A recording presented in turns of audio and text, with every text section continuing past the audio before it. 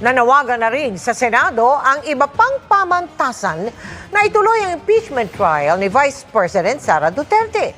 Wala raw basihan sa batas at konstitusyon para hindi ito agad aksyonan. Nakatutok si Joseph Moro.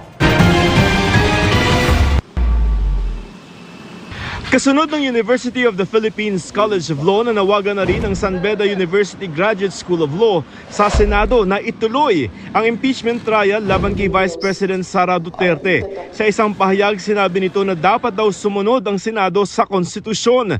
Ilan sa mga nakapirma ay mga dating maestrado ng Korte Suprema tulad ni dating Supreme Court Associate Justices Adolfo Ascuna at Jose Vitug. Malinaw daw sa Article 11 ng konstitusyon na kapag may verified complaint na inihain ng 1/3 ng mga miyembro ng Kamara, dapat daw ay magkaroon agad ng paglilitis. Wala raw basehan sa batas at sa konstitusyon para hindi ito agad aksyonan. Ang delay tila nagpapakita raw na ang mga nakamandatong proseso ay pwedeng baliwalain para sa mga pansariling motibo. Ang paglilitis daw ay sukatan ng pagpapanagot sa mga opisyal ng gobyerno. Nababahala rin at dismayado ang mga propesor ng Political Science and Development Studies ng De La Salle University sa pagkakaantala ng pagbuo ng Senado bilang impeachment court para dinggin ang kaso laban kay Duterte. Ang kawalang pagkilos daw na ito ay hindi lamang nagpapahina ng tiwala ng publiko sa mga demokratikong institusyon, kundi paglapastangan rin sa mga prosesong nasa konstitusyon para panagutin ang mga opisyal ng pamahalaan. Hinihimok din nila ang mga papasok na senador ng 20th Congress na ipagpatuloy ang impeachment trial na may kaseryosohan at katapatan sa kanilang sinumpaang tungkulin. Kung hindi raw ay maituturing itong sadyang pagtalikod sa pananagutan na nakalagay sa konstitusyon at pagtataksil sa demokratikong pamamahala.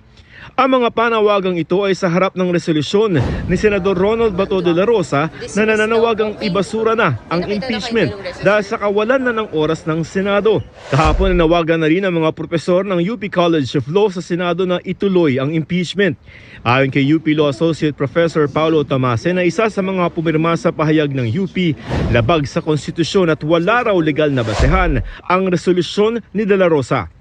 Walang basehan yung teorya na kailangan mag-dismiss ng impeachment complaint or ng impeachment case ang Senado na hindi man lang niya nasisimulan yung proseso. Sa saligang batas, ang kapangyarihan ng Senado ay try and decide, maglitis at magdesisyon. Wala doon yung mag-dismiss ng kaso na hindi man lang nakakakita ng isang piraso ng ebidensya o isang testigo man lang.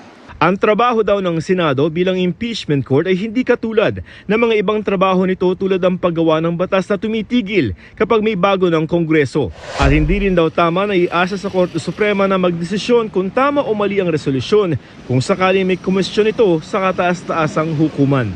Sa saligang batas, yung impeachment nakaatas principally sa Senado. Kung mature tayo na demokrasya, then dapat yung Senado mismo ang magdesisyon at maging accountable sa desisyon na ito.